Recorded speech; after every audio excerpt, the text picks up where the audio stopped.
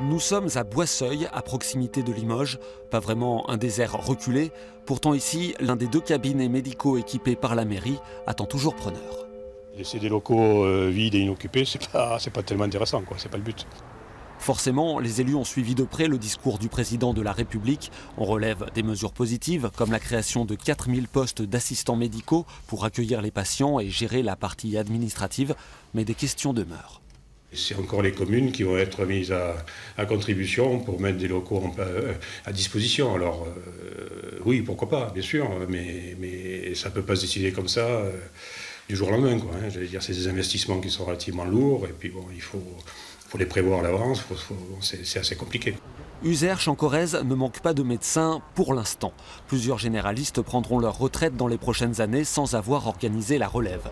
Alors le président de la communauté de communes a lui aussi suivi les annonces présidentielles. Parmi les mesures qui lui semblent prometteuses, le déploiement de 400 médecins généralistes salariés. Il est bien certain qu'aujourd'hui, il y a une évolution culturelle et les jeunes médecins sont de plus en plus attirés par un exercice salarié. Donc je crois qu'il faut être capable de répondre à cette attente et bien évidemment, les 2 systèmes, libéral et salarié, peuvent tout à fait cohabiter dans des structures interdisciplinaires. Les élus locaux espèrent maintenant des actes et des financements pour réorganiser le système en profondeur et répondre aux besoins d'une population, elle aussi, dans l'attente.